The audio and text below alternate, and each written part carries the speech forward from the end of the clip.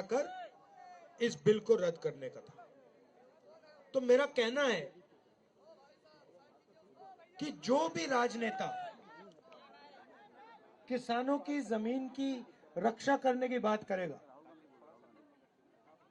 उस पर 24 घंटा मीडिया का आक्रमण शुरू हो जाएगा। सही बात है। अब यहां पे ये आपका एसएसबी का है, कानून के मुताबिक अगर ये जमीन इस्तेमाल नहीं की गई तो 5 साल के अंदर आपको वापस मिल जानी चाहिए, ये कानून है। मगर यहां पे हिंदुस्तान की सरकार जमीन अधिग्रहण बिल के कानून को तोड़ रही है। तो मैं ये आपके लिए जरूर पार्लियामेंट में उठा सकता हूं। मैं ये गारंटी नहीं दे सकता हूं कि मोदी जी उसके बारे में कुछ करें ना करें, मगर मैं आपके लिए उठा तो सकता हूं। और मैं आपको आश्वासन दे सकता हूं कि अगर हमारी सरकार आएगी तो एकदम ये जो आपका काम है हम करके आपको दे देंगे। किसानों को चारों ओर से घेरा जा रहा है, आपकी जमीन छीनी जा रही है, आपसे जमीन ली जाती है, अदानी जी जैसे बड़े बड़े उद्योगपतियों को फ्री में तोहफे जैसे गिफ्ट में दी जाती है। दूसरी तरफ से खाद, बीज, इन चीजों में आपसे आप पर दबाव डाला जाता है, आपसे पैसा छीना जाता है। और फिर नरेंद्र मोदी जी ने सबसे बड़ा काम करने की कोशिश की, वो 3 कानून ले आए, काले कानून ले आए, और जो आपका था वो आपके नाक के सामने उन्होंने छीनने की कोशिश की। अच्छी बात है कि देश के सारे किसान खड़े हो गए और वो पीछे नहीं हटे, इसलिए आपकी, मैं कह दूं, आपकी जान बच गई, नहीं तो आप सब बर्बाद हो जाते। मेरी सोच है कि किसान देश की रीढ़ की हड्डी है। बेशक और अजीब सी बात है, मगर अरबपतियों के 14 लाख करोड़ रुपए कर्जा माफ हो सकता है, माल्या का कर्जा माफ हो सकता है, अदानी का हो सकता है, इन सब का हो सकता है, मगर किसानों का कर्जा माफ नहीं हो सकता।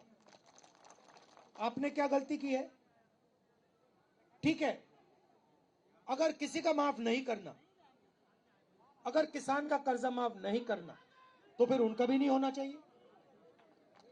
यह अन्याय क्यों हो रहा है कि उनका 14 लाख करोड़ माफ हो रहा है और जब आप आते हो आप कहते हो भैया हमारा भी कर दो, सरकार आपसे कहती है हम तुम्हारा नहीं करेंगे। तो न्याय होना चाहिए, अगर उनका हो रहा है तो फिर इनका भी हो, और अगर इनका नहीं हो रहा तो फिर उनका ना हो। सही बात है ना? तो मेरी सोच है कि हिंदुस्तान के हर नागरिक की कम से कम प्रोटेक्शन होनी चाहिए। मतलब पिछले चुनाव के पहले हम एक योजना लाए थे, न्याय योजना, जिसमें हमने कहा था हर गरीब व्यक्ति के बैंक अकाउंट में, चाहे वो मजदूर हो, किसान हो, हर परिवार के बैंक अकाउंट में हम कम से कम, सरकार कम से कम पैसा डालेगी, डायरेक्ट बैंक अकाउंट में पैसा डालेगी।